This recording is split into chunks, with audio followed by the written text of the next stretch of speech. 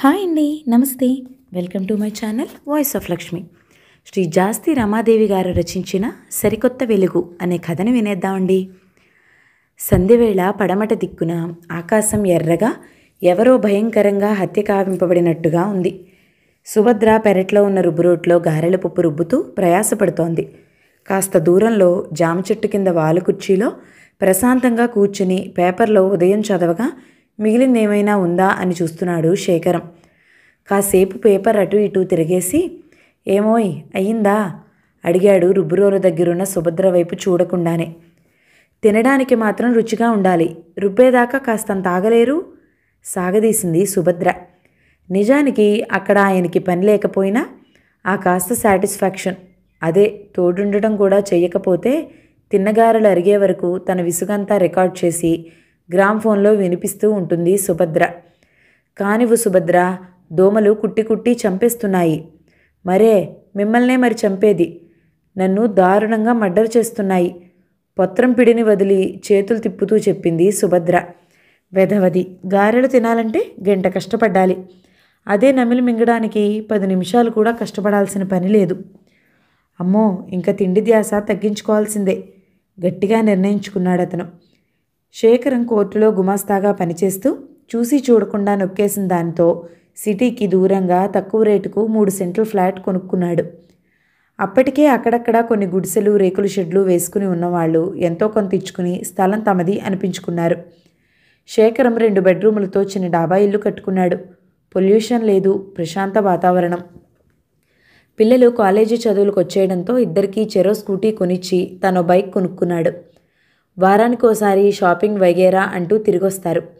ఇలా కొన్నాళ్ళు ప్రశాంతంగా ఉన్న ఆ ఏరియాలో ఎలా వచ్చిపడ్డారో కానీ అంతా మాస్ ఏరియాలో తయారైపోయింది. ఆడపిల్ల దివ్య కాలేజీ నుంచి ఇంటికి వచ్చే వరకు భయమే. అలాగే దినేష్ కాస్త తుంటరివాడు. వాడెక్కడ వాళ్లతో తగు దిగుతాడోనని శేఖరానికి దిగులు. ఆ ఏరియా నుంచి వాళ్ళని ఖాళీ చేయించడం వీలవుతుందేమోనని లాయర్లని, జడ్జి గారిని, ఆఖరికి ఏరియా ఎమ్మెల్యే గారిని కూడా కదిలించాడు శేఖరం. కానీ లాభం లేకపోయింది. కారణం, వాళ్లకు పట్టాలున్నాయి, కొందరు కొనుక్కున్న వాళ్ళు ఉన్నారు.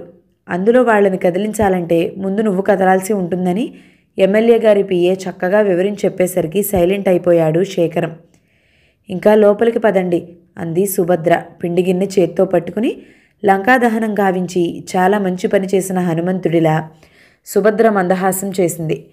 అమ్మయ్యా, బతికించావు మనసులో అనుకోబోయి పైకి అనేసి పేపరు దాంతోపాటు కుర్చీ కూడా మడతపెట్టేసి లోపలికి నడిచాడు శేఖరం. చక్కగా టీవీ ముందు సెటిల్ అయ్యాడు. వేడివేడి నూనెలో భార్య వేసే గారెల శబ్దాన్ని బట్టి ఎన్ని గారెలు వేస్తుందో లెక్క పెడుతూ గుమ్మం వైపు చూస్తున్నాడు. గారెలు, అల్లం పచ్చడి, మంచినీళ్లు తెచ్చి భర్త ఎదురుగా టీపాయ్ మీద పెట్టి ఇంకా కానివ్వండి అన్నట్టు చూసింది సుభద్ర. పిల్లల్ని రాని కలిసి తిందాం అంటూ మరోసారి గుమ్మం వైపు చూశాడు.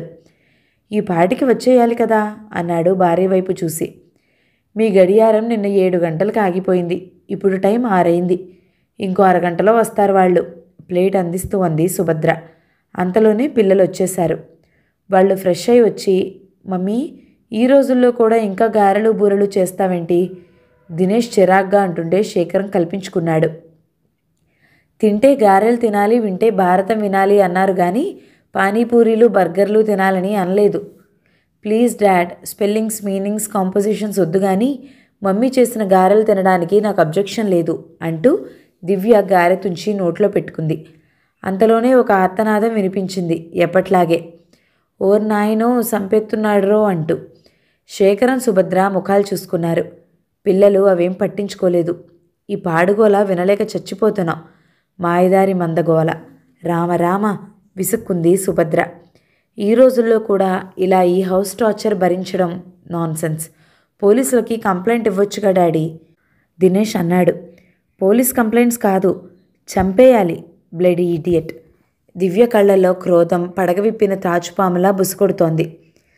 చాలండి, అదంతా మనకెందుకు కానీ ముందు గారెలు తినండి అంటూ సుభద్ర వెళ్ళి తలుపుల దగ్గరికేసి వచ్చింది. ఎందుకో గారెలు రుచి తగ్గినట్టు అనిపించాయి శేఖరానికి. వారం రోజుల క్రితం తన ఇంటి గేటు దగ్గరున్న శేఖరం దగ్గరికి వచ్చింది కస్తూరి. ముకుమాటంగా తచ్చాడుతూ, అయ్యగారు మీరు సాయం చేయాలండి అని అడిగింది. గతుక్కుమన్నాడు శేఖరం. ఎందుకంటే సాయం అనే మాటని ఎవరు ఉచ్చరించినా అతనికి డబ్బు సాయంగానే కనిపిస్తుంది. చూస్తే ఆ అమ్మాయి నిండు గర్భిణిలా ఉంది. అవసరానికి డబ్బు కాకపోతే ఇంకేం అడుగుతుందని అనుకుంటూనే ఏమిటి అని అడిగాడు అనాసక్తిగా. మా ఇంటాయన ఆటో తోలుతాడయ్యా, సంపాదించిందంతా ఖర్చు పెట్టేస్తాడు. ఏటయ్యా ఇది, ఇట్టా అయితే సంసారం ఎట్టా గడుతుందయ్యా అని అడిగితే నువ్వున్నావుగా అంటాడయ్యా. ఇంట్లో చిన్న పిల్లాడున్నాడయ్యా, కడుపులో ఓ బిడ్డ, నేనేటి చేయగలనయ్యా అంటూ ఇంకా ఏదో చెప్పబోతున్న కస్తూరిని వారించాడు. నాకు ఇవన్నీ ఎందుకు చెప్తున్నావు అమ్మాయి, అసలు విషయం చెప్పు, కోర్టుకు టైం అవుతుంది నాకు విసుగ్గా అన్నాడు.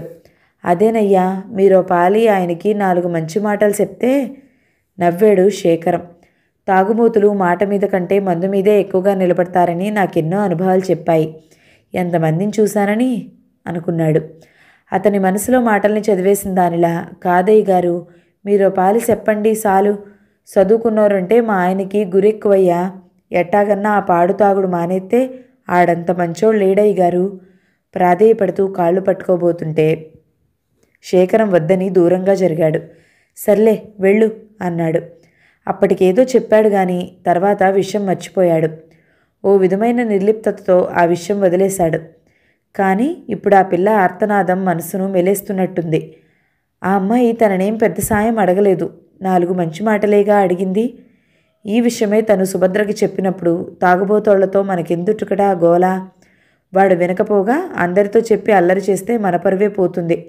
పైగా మనకిద్దరు పిల్లలున్నారు, వాడు వాళ్ళనేమైనా అంటే ఎలాగండి, ఆ విషయాలు పట్టించుకోకండి అంది సుభద్ర. ఆ అమ్మాయి గర్భవతి, పాపం దెబ్బ తగలరాని చోట తగిలితేనో. శేఖరానికి ఆ రాత్రి ఎంతకీ నిద్ర రాలేదు. అర్ధరాత్రి ఒళ్ళంతా చెమటలు పట్టేసి గుండె పట్టినట్లు అనిపించి ఉలిక్కిపడి లేచి కూర్చున్నాడు. తన వాళ్ళు ప్రశాంతంగా నిద్రపోతున్నారు. ఉండుండి కుక్కల అరుపులు వినిపిస్తున్నాయి. ఎవరో బాధగా మూలుగుతున్న శబ్దం. నిద్ర కళ్ళు నులుముకుని మంచం మీద నుంచి దిగి కిటికీలోంచి బయటికి చూశాడు. కస్తూరి వాళ్ళ ఇల్లు చక్కగా కనిపిస్తుంది. కస్తూరి వాళ్ళ ఆయన వీరయ్య ఆటోలో పడుకున్నట్టున్నాడు. ఆ అమ్మాయి బాధతో మూలుగుతూ భర్తను లేపడానికి ప్రయాసపడుతుంది. అయ్యా లే అయ్యా, నొప్పిగా ఉంది అంటోంది. పెద్దగా మూలుగుతుంది. 2 ఏళ్లున్న పసిపిల్లాడు అమ్మ పక్కలో లేదని గుక్కపెట్టి ఏడుస్తున్నాడు. సుభద్ర, ఆ అమ్మాయికి నొప్పులు వస్తున్నట్టున్నాయేమో పాపం అంటూ భార్యని తట్టి లేపాడు శేఖరం. ఏ అమ్మాయికి నిద్రలోంచి అడిగింది సుభద్ర. అదే సాయంత్రం కొట్టాడుగా ఆటో వీరయ్య, అతని భార్య కస్తూరికి. పాపం ఎక్కడైనా దెబ్బ తగిలిందేమో. మీ జాలి పాడుగాను, పడుకోండి, తెల్లారకుండా మళ్ళీ కోర్టుకు వెళ్ళాలంటారు, మనకెందుకు వచ్చిన గోలా, వాళ్లే ఏదో కింద మీద పడతారులేండి అని అటు తిరిగి పడుకుంది సుభద్ర. శేఖరం బాత్రూంకి వెళ్ళొచ్చాడు. మంచినీళ్ళు తాగారు. గుండె భారంగా కొట్టుకుంటున్నట్టు లోపల ఏదో అలజడి, అదేంటో తెలియటం లేదు. మంచం మీద వాలాడు. కళ్ళు మూసుకున్నా నిద్ర రావటం లేదు. మూలుగు వినిపించటం లేదు. శేఖరం గబాలన లేచి కూర్చున్నాడు. గోడ వంకీన తగిలించి ఉన్న షర్ట్ అందుకున్నాడు. సెల్ ఫోన్ తీసుకుని మెల్లిగా వీధి తలుపు తెరుచుకుని బయటకు నడిచాడు. సుభద్ర ఉలిక్కిపడి లేచింది. ఎక్కడికి భయం భయంగా అడిగింది భర్త వైపు చూసి. నువ్వురా నాతో ఆజ్ఞాపించాడు శేఖరం. సుభద్ర గొణుక్కుంటూనే అతన్ని అనుసరించింది. వీళ్ళు వెళ్లేసరికి 2-3 ఆడవాళ్లు ఏం చేయాలో అర్థం కాక కంగారు పడుతున్నారు. కస్తూరి కాళ్ల దగ్గర రక్తస్రావం. ఆ అమ్మాయికి మూలిగే ఓపిక కూడా లేనట్టుగా ఉంది. వీరయ్య ఆటోలో బండరాయిలా పడుకున్నాడు. ఏమైంది కంగారుగా అడిగాడు శేఖరం. అయ్యగారు, కాన్పు వచ్చేట్టుంది, కానీ బిడ్డ అడ్డం తిరిగింది. పెద్ద ప్రాణం పోయేట్టుంది, ఆ దొంగ సచ్చినోడు లెగటం లేదు అందో ముసలావిడ. శేఖరం ముందో స్టూలు పీట వేసింది. వాడేదో తాగి వాగుతాడు, అలాంటప్పుడు ఈ అమ్మాయి కామ్గా ఉండొచ్చుగా, ఏదో ఒకటి అంటూ వాణ్ణి రెచ్చగొడుతుంది. పాపం నెలలు నిండిన దాన్ని ఎక్కడ కొట్టాడో ఏంటో. తాగిన మైకంలో ఉన్నవాడు పశువుతో సమానం అంటారు. కనీసం ఈ పిల్ల అయినా కాస్త ఓపికతో ఉండొచ్చుగా, చాలా విసుగ్గా అంది సుభద్ర. భార్య వైపు విచిత్రంగా చూశాడు శేఖరం. ఆ సమయంలో ఆమె అలా మాట్లాడడం అతనికి నచ్చలేదు. తన సంపాదనకు, తన ఉన్నతికి తన భార్య సుభద్రే మూల కారణం అనుకుంటూ ఉంటాడు శేఖరం. కానీ ఇప్పుడేంటో సుభద్ర మాట తీరు అతనికి నచ్చలేదు. గవర్నమెంట్ హాస్పిటల్కి ఫోన్ చేశాడు. వాళ్ళు అంబులెన్స్ లేదంటూ నిద్రలో జోగుతున్నట్టుగా మాట్లాడి ఫోన్ పెట్టేశారు. 24 గంటలు మా సేవలు వినియోగించుకోండి అంటూ గవర్నమెంట్ ప్రకటనలు గుప్పిస్తూ ఉంటుంది. తీరా చూస్తే మనిషి ప్రాణం పోయే అత్యవసర పరిస్థితిలో అర్ధరాత్రి పూట కనీసం ఏ కష్టం వచ్చిందని కూడా తెలుసుకోకుండా ఫోన్ పెట్టేశారు. ఆలస్యం అయ్యే కొద్దీ ఆ అమ్మాయి పరిస్థితి ఏమవుతుందో ఏంటో. తనకు తెలిసిన ప్రైవేట్ హాస్పిటల్కి ఫోన్ చేసి ఎమర్జెన్సీ కేసు అని చెప్పి వెంటనే అంబులెన్స్ పంపించండి అని అడిగాడు. అందుకు బదులుగా రిసెప్షనిస్టు, సార్ ఇప్పుడు ఆ ఏరియాకి రావడం కష్టం సార్ అంది. పోనీ రేపు 2 డెడ్ బాడీస్ని తీసుకెళ్ళడం కుదురుతుందా? గట్టిగా అరిచాడు శేఖరం. అటువైపు నిశ్శబ్దం. చెప్పండి సార్ అడ్రస్ అడిగింది రిసెప్షనిస్టు. గంటలో అంబులెన్స్ వచ్చింది. 2 ఆడవాళ్ళని కస్తూరికి సాయంగా వెళ్ళమని శేఖరం ఇంటికి వెళ్ళి బీరువాలోంచి చేతికి అందిన నోట్ల కట్ట తెచ్చి జీవితంలో మొదటిసారి కస్తూరి కోసం వాళ్ళకిస్తుంటే సుభద్రకు కళ్ళు తిరిగినంత పనైంది. తను రూపాయి జాగ్రత్త చేసింది ఎలాగా జనం కోసమా? ఇలా దాన ధర్మాలు చేసుకుంటూ పోతే పిల్లలకి చిప్పే మిగులుతుంది అంటూ ఇంటికొచ్చినప్పటి నుంచి చెప్తూనే ఉంది సుభద్ర. ఆ అమ్మాయిని ఆమె కడుపులో ఉన్న బిడ్డని కాపాడు తండ్రి అని ప్రార్థించాడు శేఖరం. జీవితంలో మొదటిసారి ఇలా మరొకరి కోసం దేవుణ్ణి ప్రార్థించడం మనసుకి ఎంతో బాగున్నట్లు అనిపించింది. శేఖరం గుండె తేలికపడ్డట్టుగా అనిపించింది. మంచం మీద వాలగానే నిద్ర ముంచుకొచ్చింది. మర్నాడు హాస్పిటల్కి ఫోన్ చేస్తే ఆపరేషన్ చేశారు, ఆడపిల్ల పుట్టింది. తల్లి బిడ్డ ఇద్దరూ బాగానే ఉన్నారు. ఇంకాస్త ఆలస్యమైతే తల్లి ప్రాణం పోయేదే అనే కబురు తెలిసింది. ఎంతో సంతోషించాడు శేఖరం. కందకి లేని దురద కత్తిపీటకెందుకు అన్నట్టు కట్టుకున్న ఆ మొగుడికే లేని ఆరాలు ఈయనగారికెందుకో మరి అంటూ దెప్పి పొడిచింది సుభద్ర. చాలా రోజులు కస్తూరి వాళ్ళ ఆయన శేఖరం ముందుకు రావడానికి సిగ్గుపడేవాడు. తర్వాతి రోజు ఆటోలో దివ్యను తీసుకొచ్చి ఇంటి దగ్గర దింపేసరికి అమ్మాయి స్కూటీ ఏమైంది, వీడేంటి తన కూతుర్ని ఆటోలో దించాడు అని కంగారు పడ్డాడు శేఖరం. అయ్యగారు, అమ్మాయి గోరు బండి ఆగిపోనాదండి. బండిని మెకానిక్కు అప్పగించి నానే దగ్గరుండి తీసుకొచ్చినానండి. నువ్వెళ్ళు తల్లి లోపలికి. రేపు బండి బాగైపోద్దులే. మెకానిక్కు నాకు బాగా ఎరుగున్నోడే. బెంగపడకు తల్లి, ఎల్లమ్మా అంటుంటే వింతగా చూశాడు శేఖరం. నాన్నకి ఓ ఫోన్ చేయొచ్చు కదే. ఆ ముదనష్టపు ముండా కొడుకు ఆటోలో నువ్వు రావడం ఏమిటసలు? దినేష్ ఏమయ్యాడు? వాడితో కలిసి రావచ్చుగా. సుభద్రమ్మ స్తోత్రం మొదలెట్టింది. ఆమెకసలు వాళ్ళంటేనే చిరాకు వచ్చేస్తూ ఉంటుంది. అబ్బా, ఎలాగోలా వచ్చానుగా, ఆపుతావా నీ గోలా? నాన్నకి ఫోన్ చేస్తే స్విచ్ ఆఫ్ వచ్చింది. ఎన్నిసార్లు ఫోన్ చేసినా దినేష్ గాడు కాల్ కట్ చేస్తాడు. ఆ టైంకి దేవుడు వస్తాడా నా కోసం? వీరయ్యే దేవుళ్ళా వచ్చాడు. చాలా, ఇంకేమైనా వివరాలు కావాలా అనేసి బాత్రూంలోకి వెళ్ళిన కూతుర్ని ఆశ్చర్యంగా చూశాడు శేఖరం. ఏదో జరిగింది, లేకపోతే దివ్యలో ఇలాంటి నర్వస్నెస్ ఎప్పుడూ చూడలేదతను.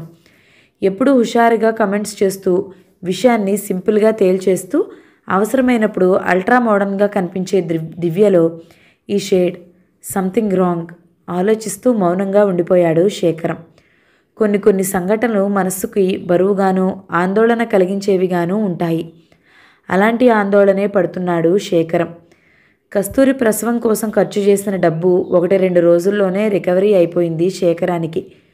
జడ్జి గారికి కేసు వివరాలు విన్నవించే కోర్టు గుమస్తాగా కేసులో కీలకమైన పాయింట్స్ దగ్గర సలహాలు, సంప్రదింపులు, కొన్ని సహాయ సహకారాలు ఇవ్వడం ఎలాగో బాగా వంట పట్టించుకున్న శేఖరానికి ముడుపులు చాలా రకంగా అందుతూ ఉంటాయి.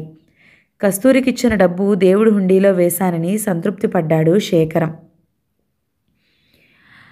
కస్తూరి బిడ్డను తీసుకుని ఇంటికి వచ్చాక వీరయ్య తన ఆటో కుదవబెట్టి కొంత డబ్బు తనకివ్వడానికి తెచ్చినప్పుడు అతనికి గట్టిగానే వార్నింగ్ ఇచ్చాడు శేఖరం. నువ్విప్పుడు ఆటో కుదవబెడితే భార్యాబిడ్డల్ని పోషించే బాధ్యత ఉండదని ఆలోచన అని అడిగాడు. కాదండి, ఆటో అద్దెకిస్తారండి అన్నాడు వీరయ్య. నీ సంపాదన ఆటో కిరాయికి, కుదవబెట్టిన ఆటో వడ్డీకి, నీ తాగుడికైనా సరిపోతుందా? సూటిగా అడిగాడు శేఖరం. తలంచుకున్నాడు వీరయ్య.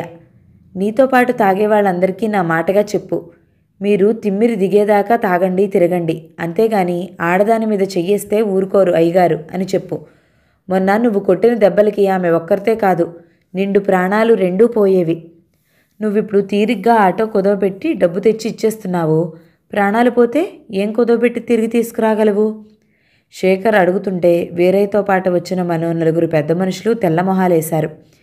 ఏదో డబ్బిచ్చేసి సాయం చేసినందుకు కృతజ్ఞతలు చెప్పేస్తే సరిపోతుందనుకుని వచ్చారు. ఇప్పుడు ఈయన నిలదీస్తుంటే జవాబుల సంగతి ఎలాగున్నా నోరు పెగలడం లేదు వాళ్ళకి. తలంచుకుని ఏదో పని ఉన్నట్లు కాలుగోళ్ళు చూసుకుంటున్నారు. ఆడవాళ్ళని హింసించే వాళ్ళకి ఎన్ని కఠినమైన చట్టాలు ఉన్నాయో మీకు తెలుసు. ఒక్కసారి ఇరుక్కుంటే మరిక బయటికి రారు. నేను తలుచుకుంటే 7 కాదు 14 ఏళ్లు జైల్లో పెట్టిస్తాను. కస్తూరి గనక ఒక్క ఫిర్యాదు కాగితం మీద రాసిచ్చిందంటే నీ ఉనికే ఉండదు. అంత పెద్ద శిక్ష వేస్తారు పోలీసులు. అర్థమైందా? ఇది నా మాటగా నీ తాగుబోతు ఫ్రెండ్స్ అందరికీ చెప్పు. పోయి ఈ డబ్బు ఆటోని కుదవపెట్టుకున్న వాళ్ళకి తిరిగిచ్చేసి ఆటో తెచ్చుకో. కస్తూరి కోసం ఇస్తే అది నా మేనకోడల కోసమే అనుకున్నాను అన్నాడు శేఖరం ఆవేశంగా. వీరయ్య ఒక్క మాట కూడా మాట్లాడలేదు. తర్వాత తాగుతున్నాడో మానేశాడో గాని వాళ్ళ ఇంట్లోంచి మాత్రం కస్తూరి ఏడుపులు వినపడలేదు. ఇది జరిగి కొన్ని రోజులైపోయింది. వీరయ్య ఎదురుపడ్డా గానీ మాటామంతి లేకుండా శేఖరాన్ని తప్పుకుని పోతున్నాడు తప్ప ఎలాంటి గొడవ లేదు. ఇప్పుడు వీరయ్య ఆటోలో దివ్య వస్తోంది. అదీ కాక దివ్య బిహేవియర్ ఆందోళనగా ఉంది శేఖరానికి. డబ్బు సంపాదనలో పడి తను పిల్లల్ని పట్టించుకోవడం లేదా? మొదటిసారిగా భయం కలిగింది శేఖరానికి. మర్నాడు దివ్య కాలేజీకి వెళ్ళనంటే తను దిగబెడతాను రమ్మన్నాడు శేఖరం. నేను రాను, మీ దారిని మీరు వెళ్ళొచ్చుగా అని గట్టిగా అరిచింది. ఏం జరిగిందో నిన్నటి నుంచి ఇది ఇలా అరుస్తోంది. పోలీస్ కంప్లైంట్ ఇవ్వండి. 4 తన్నితే ఈ ఈరుగాడే నిజం చెప్తాడు.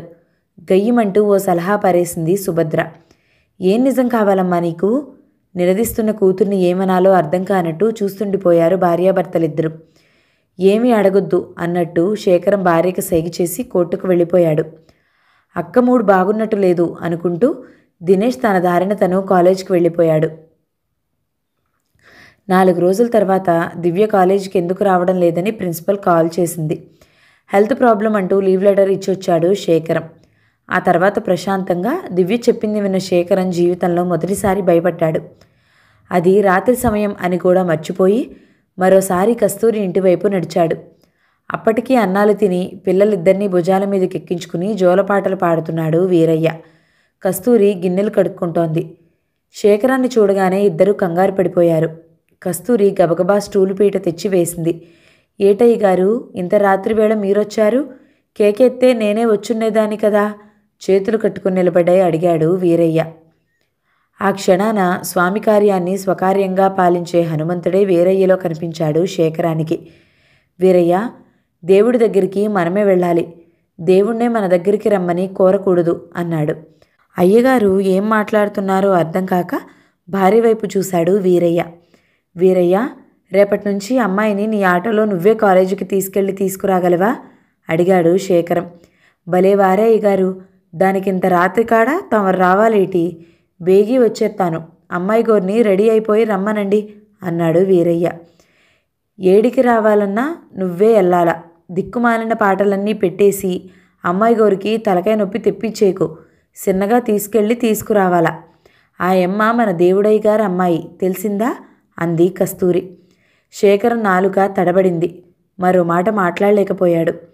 వాళ్ళ అవసరానికి తను కొంచెం డబ్బు సాయం, మాట సాయం చేసినందుకు సుభద్ర అవకాశం వస్తే చాలు ఇప్పటికీ తనని దెప్పుతూ ఉంటుంది. కానీ కస్తూరి తనను దేవుణ్ణి చేసేసింది. ఇక వీరయ్యనేమనుకోవాలి తను? ఈ క్షణాన తన కుటుంబం ప్రశాంతంగా ఉందంటే దానికి వీరయ్యే కారణం. వెళ్ళొస్తానని చెప్పి ఇంటికి వచ్చేశాడు శేఖరం. మళ్ళీ వాళ్ల కొంపకెళ్ళి ఏం దారపోసొస్తున్నారు? గుమ్మంలోనే నిలదీసింది సుభద్ర. ఇలా రా అంటూ భార్య చేయి పట్టుకుని దేవుడి గదిలోకి తీసుకెళ్లాడు శేఖరం. ఎన్నిసార్లు ఈ దేవుళ్ళందరినీ నా కుటుంబం బాగుండాలి, నేను బాగుండాలి అని కోరుకుని ఉంటావు? ఆ దేవుళ్ళు విన్నారో లేదో తెలీదు కానీ నేను చేసిన చిన్న సాయానికి వీరయ్య తన ప్రాణాలనే అడ్డువేశాడు. అతనే కదే దేవుడు, అతన్నే కదా మనం మొక్కాలి. అర్థం కాక వెర్రిదానిలా చూస్తోంది సుభద్ర. ఈయనకి ఈ మధ్య గాలిగాని సోకలేదు కదా. అలగాజనమంటే అంత దూరంలో ఉండేవాళ్ళు ఇప్పుడేంటి వీరయ్యని దేవుడు అంటున్నారు? కొంపతీసివాడికి గుడి కట్టిస్తానంటారా ఏంటి? పడుకున్నాక విభూతి పెడితే సరి అనుకుంది. మన దివ్యని ఎవడో కాలేజీ కుర్రాడు చాలా రోజులుగా లవ్ చేస్తున్నానని ఏడిపిస్తుంటే ప్రిన్సిపల్కి కంప్లైంట్ చేస్తానన్నా వినిపించుకోలేదుట. వాడి టార్చర్ భరించలేక పోలీస్ కంప్లైంట్ ఇస్తానందిట. వాడు రెచ్చిపోయి మరో 2 వెంటేసుకొచ్చాడట. నిర్మానుష్య ప్రదేశంలో దివ్య స్కూటీని ఆపేసి ప్రేమిస్తావా చస్తావా అని కత్తి చూపించి బెదిరించావుట. అక్కడ ఎవ్వరూ లేరు. అదే సమయంలో వీరయ్య ఆటోలో వస్తూ చూసి వాళ్ళకి అడ్డుపడ్డాడు. దివ్య కడుపులో దిగాల్సిన కత్తి వీరయ్య చేతిలో దిగింది. ఆటోలో ఉన్నవాళ్ళు వాళ్ళని పట్టుకుని పోలీసులకు అప్పగించారు. ఈ విషయాలు తెలిస్తే మనం బాధపడతామని మనకేం చెప్పొద్దన్నాడట వీరయ్య. అప్పటికే సుభద్ర నిలబడలేనట్టుగా దేవుడి ముందు కూలబడింది. చెప్తే భయపడి మనం ఎక్కడ కాలేజీకి వెళ్ళొద్దంటామేమో అని చెప్పలేక తనలో తను టెన్షన్ పడుతూ 4 రోజులుగా దివ్య తన బాధని మన మీద కోపంలా వ్యక్తం చేస్తోంది. ఆ కత్తిపోటు దివ్యకే తగిలి దాని ప్రాణం పోయుంటే ఈ ఇల్లు ఇంత ప్రశాంతంగా ఉండేదా చెప్పు? నువ్వే ఆలోచించు. ఆ క్షణంలో వీరయ్య తన భార్యాబిడ్డల గురించి ఆలోచించి నాకెందుకులే అనుకున్నాడా? మరి దేవుడే కదా వీరయ్య. గుచ్చిగుచ్చి అడుగుతున్న భర్తని కృతజ్ఞతగా చూస్తోంది సుభద్ర. వారం తర్వాత వచ్చిన దీపావళి ఆ కాలనీకి ఒక కొత్త వెలుగు తెచ్చింది. ఒక చేత్తో కాకరపు ఒత్తి కాలుస్తూ పాట పడుతున్నాడు వీరయ్య. 3 భార్యలు ముద్దు ముద్దు సేయగా అయోధ్యను నేలితిరా నేనే దశరథ రాజునురా అని. కస్తూరి మురిపంగా చూస్తోంది భర్తని. కథ సమాప్తం. కథ మీకు నచ్చినట్లయితే లైక్ చేయండి, షేర్ చేయండి, ఛానల్ని తప్పకుండా సబ్స్క్రైబ్ చేయండి. Thank you so much for watching. నమస్తే.